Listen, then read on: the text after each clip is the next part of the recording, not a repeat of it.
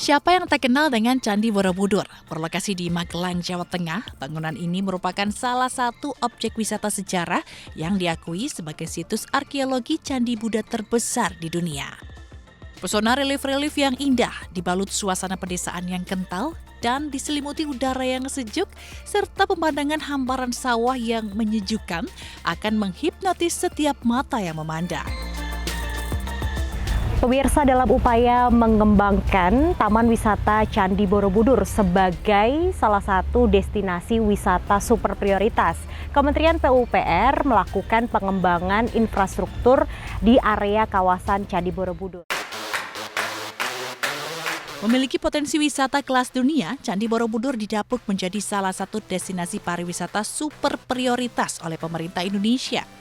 Dalam rangka mengembangkan Taman Wisata Candi Borobudur, Kementerian Pekerjaan Umum dan Perumahan Rakyat atau PUPR telah menata kawasan ini secara berkelanjutan dengan mengembangkan infrastruktur pendukung seperti akses jalan maupun sarana hunian pariwisata di wilayah Yogyakarta dengan tujuan meningkatkan pertumbuhan ekonomi masyarakat sekitar.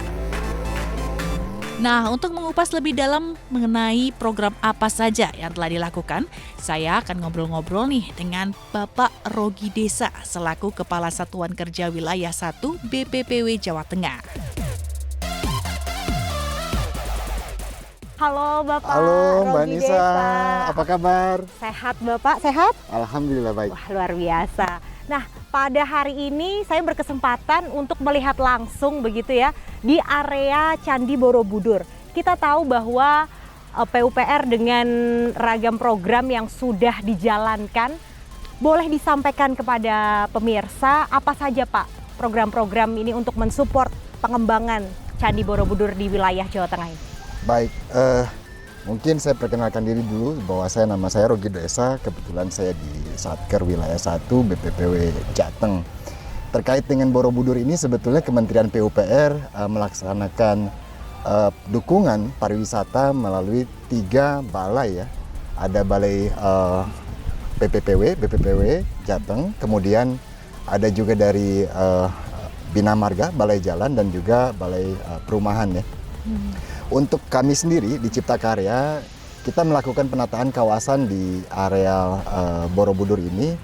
Ada 2 hal mungkin yang perlu saya sampaikan. Yang pertama, penataan kawasan tadi dititik beratkan ke bagaimana kawasan Borobudur ini kemudian lebih dikenali secara jati dirinya oleh baik wisatawan maupun warga sekitar.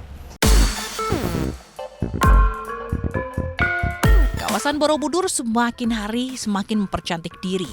Ini ditandai dengan adanya 4 gerbang yang ikonik sebagai pintu masuk yang dimiliki Borobudur. Keempat gerbang yang dibangun Kementerian PUPR ini berfungsi sebagai penanda bahwa wisatawan baik lokal maupun mancanegara telah memasuki kawasan Candi Borobudur. Keempat gerbang yang dimaksud meliputi gerbang Blondo ditandai dengan artefak Kalpataru pohon hayati yang memiliki arti sebagai sumber kehidupan dan kesejahteraan. Gerbang Palbapang dengan artefak patung singa besar yang melambangkan kekuatan, kebesaran, dan keagungan. Di sisi lain ada juga gerbang yang akrab disapa dengan gerbang Kembang Limus dengan artefak gajah yang diartikan sebagai lambang kejujuran, kebaikan, kemuliaan, serta pertemanan. Dan yang terakhir yaitu gerbang Klangon atau gerbang Samudra Raksa yang menampilkan artefak perahu di Samudra Raksa menggambarkan kepada dunia bahwa Indonesia dahulu merupakan negara bahari dan nenek moyang kita adalah seorang pelaut.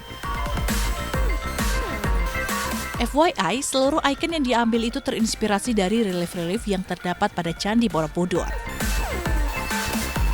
Selain itu, ada juga kita membangun concourse di area Candi Borobudur. Ini kalau sahabat iNews nanti melihat ya, ada yang kita bangun. Jadi ada semacam pelataran menggunakan andesit yang menuju satu gerbang Borobudur, dan ini sangat luar biasa untuk menjadi daya tarik wisatawan. Area concourse atau ruang terbuka dibangun dengan tujuan meningkatkan fungsi area concourse sebagai ruang transisi kunjungan di dalam lingkungan candi yang membantu mengatur alur volume pengunjung, serta ruang edukasi dan interpretasi nilai-nilai warisan budaya Borobudur. Selain itu, concourse juga dimanfaatkan sebagai wadah para insan kreatif menuangkan berbagai ide dalam bentuk event. Terakhir di area ini digelar event lampion saat perayaan Waisak serta sejumlah acara fashion show, G20, serta kegiatan KTT ASEAN. Kalau dulu mungkin orang kenal, oh destinasi wisata itu adalah Borobudur, itu candinya. Nah ini sekarang kita tahu bahwa kita sekarang dalam masa percobaan ya, di mana akses ke Borobudur ada pembatasan sementara yang tujuannya untuk mempertahankan keaslian daripada Borobudur itu sendiri, sehingga tadi disampaikan oleh pihak TWC pengelola candi bahwa per jam hanya bisa 150 orang untuk masuk. Ini artinya kan orang-orang yang datang ke Borobudur perlu ada destinasi lain. Senafas dalam mendukung destinasi pariwisata super prioritas Borobudur, Kementerian Pekerjaan Umum dan Perumahan Rakyat (PUPR) melalui Balai Pelaksana Penyediaan Perumahan BP2P Jawa 3 telah menyelesaikan pembangunan kawasan sarana hunian pariwisata atau Sarhunta.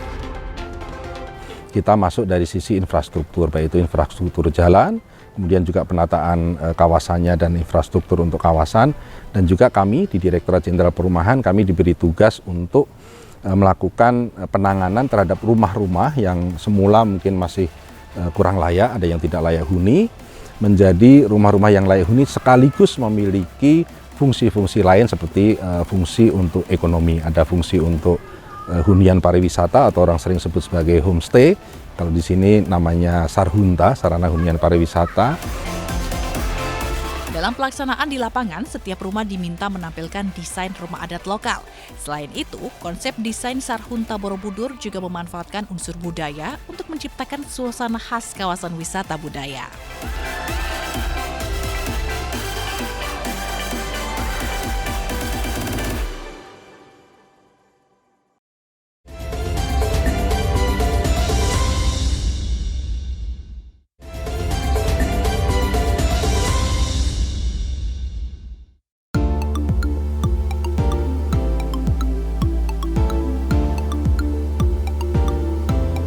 Hembusan angin membawa langkah kaki saya untuk menyaksikan pesona jembatan yang melintasi Sungai Opak ini.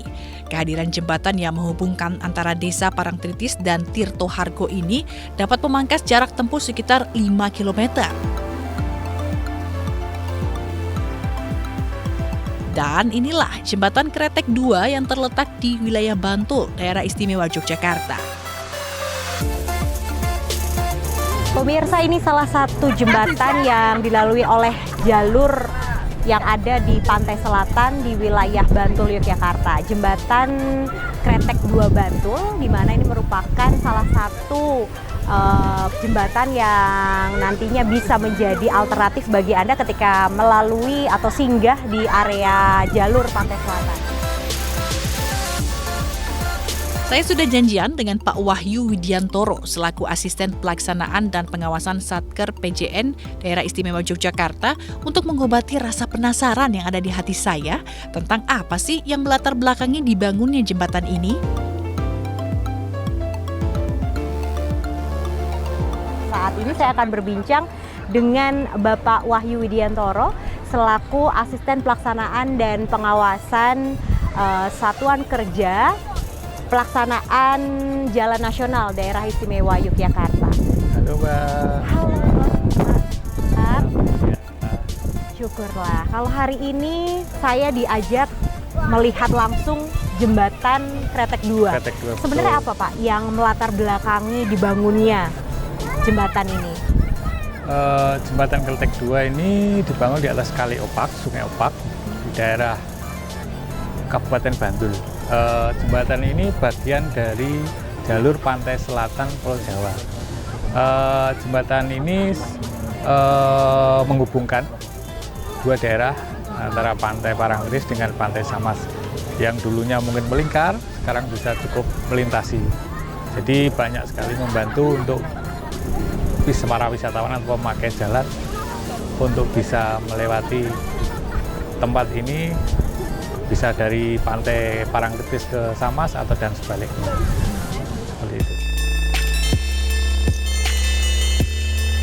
Ada sejumlah fakta menarik dari pembangunan Jembatan Kretek 2 ini. Jembatan ini berada di dekat sesar opak yang merupakan sesar aktif sehingga ada potensi terjadi gempa dan pergerakan tanah atau likuifaksi. Jembatan ini dibangun di atas kali opak dengan panjang total jembatan sekitar 600 meter. Jembatan ini di atas sesar opak, Mbak. Jadi ada potensi likuifaksi, dan juga jembatan ini dibangun diharapkan tahan gempa, sehingga karena memang pantai selatan terutama Bantul ini seperti yang gempa kemarin, hingga didesain jembatan ini mampu menahan gempa, harapannya seperti itu, jadi tahan gempa. Dan uniknya jembatan ini salah satu tempatnya melewati sesar opak, sehingga kemungkinan untuk terjadinya likuifaksi lebih tinggi. Oke, nah itulah tantangan terbesar ya Pak ketika membangun jembatan yang kurang lebih rampung dengan jangka waktu berapa nih Pak? Ini jembatan ini target rampung Januari, awal Januari, cuma sebetulnya secara fisik sudah selesai Desember, sudah selesai. Dan baru diresmikan kemarin ya Pak Bapak ya Presiden. oleh Bapak Presiden dan juga Bapak Menteri PUPR juga tiba di sini. Namun jangan khawatir, dalam pembangunannya Kementerian PUPR menerapkan teknologi khusus yakni lead rubber bearing atau LRB yang dirancang untuk mengurangi dampak gempa pada struktur jembatan serta dapat mengabsorpsi dan mengalihkan energi gempa sehingga mereduksi resiko kerusakan yang dapat terjadi. Sedangkan untuk menanggulangi pergerakan tanah atau likuifaksi, digunakan soil replacement sedalam 3 meter untuk menggantikan tanah yang terlikuifaksi. Untuk saat ini kalau kita lihat tidak hanya jembatan yang dilalui oleh para pengendara, namun juga area sekitarnya ini dilakukan Mbak. pengembangan infrastruktur. Ya. Itu apa saja Pak? Di jembatan Kretek ini juga disediakan, Mbak, lokasi rest area yang bisa dipakai untuk umum gratis untuk masyarakat sekitar maupun wisatawan. Di lokasi rest area ini bisa buat jogging atau wisata seperti yang bisa Mbak saksikan sini, banyak sekali wisatawan yang bisa menikmati suasana sore dengan menikmati pemandangan termasuk jembatan Kretek. Demi keselamatan bersama, bagi Anda yang melintas dan ingin menikmati keindahan pesona Jembatan Kretek 2, diharapkan untuk tidak berdiri atau selfie di atas jembatan. Mungkin ada himbauan Pak untuk warga sekitar yang ingin datang kemari begitu, apa mungkin ada beberapa titik yang diwaspadai begitu, karena yang tadi kita tahu bahwa ada beberapa bangunan yang memang dibangun untuk tahan gempa seperti itu Pak. Kalau himbauannya kemungkinan karena jembatan ini banyak sekali penduduknya, diharapkan mereka tidak berdiri atau selfie di atas jembatan karena sudah disediakan rest area, jadi ada tempat parkirnya yang memadai sehingga lebih aman seperti itu. Nikmati keindahan jembatan ini melalui tempat yang telah disediakan, nampaknya lebih santun ya.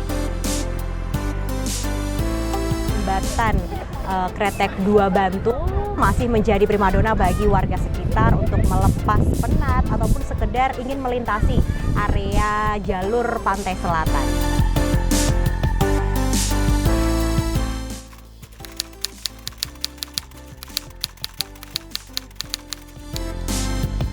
Dengan adanya jembatan Kretek 2 ini, yang pasti lalu lintas lebih lancar karena jembatannya itu kan besar, jadi yang pasti mempermudah lalu lintas warga. Selain itu juga di jembatan Kretek 2 ini bagus, jadi bisa buat wisata. Nah, karena bisa buat wisata itu juga seperti kami dari warga lokal juga merasa terbantu karena kami juga bisa berjualan di sekitar sini. Ya, dengan adanya pembangunan jalan sini jelas saya merasa lebih termudahkan, apalagi saya mahasiswa dari luar kota. Jadi kayak kalau misal pulang gitu, terus pulang ke kampung halaman, terus mau berangkat lagi ke kuliah, ke tempat kuliah gitu kan. Jadi kayak terbantu banget gitu dengan adanya pembangunan jalan ini. Nah, terus juga kayak itu tuh jalannya masih bagus banget. Jadi bener-bener ngerasa dimudahin dan view-nya tuh bagus banget. Bahkan itu juga bisa menghasilkan kayak tempat wisata, ada banyak penjualnya juga. Jadi seneng gitu kalau lewat gitu. Jadi nggak yang bosen karena pemandangannya bagus. Jembatan dan pembangunan JLS itu sangat membantu sekali kegiatan masyarakat, terutama orang-orang yang mau berwisata, orang yang mau jalan-jalan, entah itu mau berkunjung ke saudara. Jadi perjalanan sektor selatan itu terlihat lebih lancar dan lebih bagus untuk dinikmati. Pemandangannya juga sangat memukau, jadi banyak anak muda-mudi yang jalan-jalan, bahkan yang tua-tua pun ikut berwisata, menikmati keindahan pantai selatan, kemudian menuju ke Gunung Kidul pun lebih cepat. Untuk menuju ke wilayah bandara pun bisa lebih cepat. Jadi JLS itu membantu sekali dalam beraktivitas warga sekitar dan juga para wisatawan dari luar maupun dari dalam kota itu sendiri.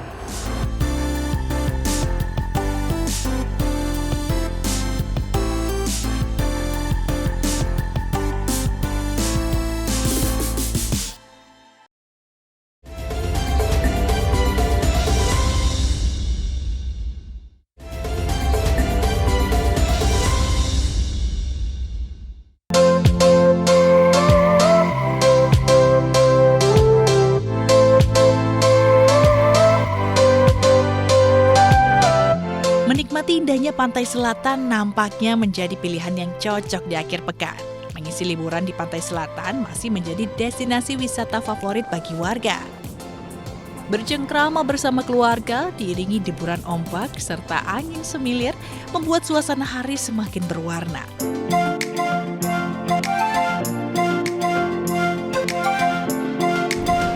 Kami khususnya dari Satuan Kerja Pelaksanaan Jalan Nasional Provinsi Daerah Istimewa Yogyakarta menangani jalur pantai selatan sepanjang 117,31 km dari perbatasan Jawa Tengah wilayah timur yaitu Jeruk Ude sampai ke Congot perbatasan Provinsi Daerah Jawa Tengah bagian barat.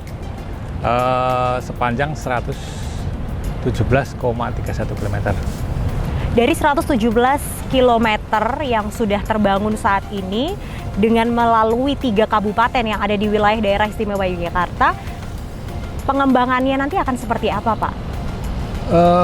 Pada saat ini yang sudah kita terlaksana dikerjakan sepanjang 90 km. Pada saat ini juga masih proses pembangunan sepanjang 10,9 km. Persiapan kontrak 1 paket, persiapan lelang 1 paket. Harapannya nanti dengan tersambungnya Pansela, seluruh Pansela di wilayah khususnya daerah istimewa Yogyakarta bisa memperlancar arus dari daerah Jawa Timur terutama lewat Jogja, lewat Pansela nanti terus bisa ke Jawa Tengah.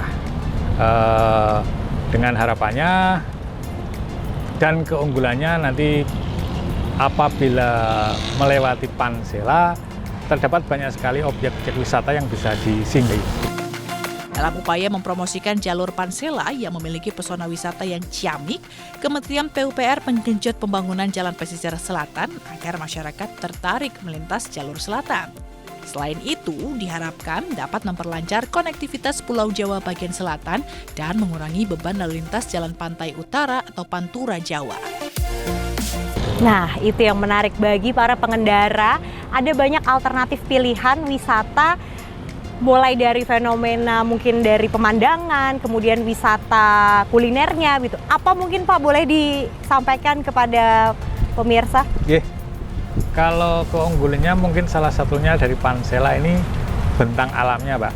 Jadi bentang alamnya yang mungkin tidak banyak ditemui di Pantura, Pantura. Untuk Pansela ini nanti dari timur sampai ke barat melewati cukup banyak pantai wisata yang bisa dikunjungi, seperti Pantai Indrayanti, Pantai Baron, nanti Pantai Parangtritis. Juga salah satunya juga nanti bisa melewati Jembatan Kretek yang kemarin baru diresmikan Bapak Presiden Joko Widodo. Nah mungkin Pak ke depan begitu Pak, selain tadi pengembangan yang sudah ditargetkan begitu, ada 90 km yang sudah terbangun saat ini, targetnya ini di tahun berapa nantinya akan mulai jalur Pansela di seluruh wilayah daerah istimewa Yogyakarta ini terbangun, Pak? Ya, pada saat ini masih ada satu paket persiapan kontrak, satu paket persiapan lelang. Harapannya tahun ini insya Allah bisa terkontrak, dengan harapan semoga tahun 2024 bisa tuntas.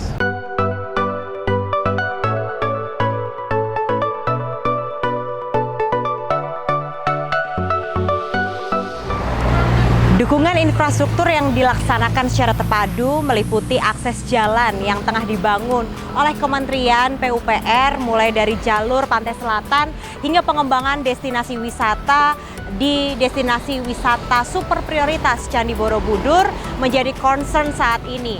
Dan memang mulai dari akses jalan, konektivitas, kemudian pemberian air baku hingga beberapa sarana hunian pariwisata yang tengah dikembangkan kini menjadi bermanfaat bagi banyak orang, termasuk para wisatawan domestik maupun mancanegara.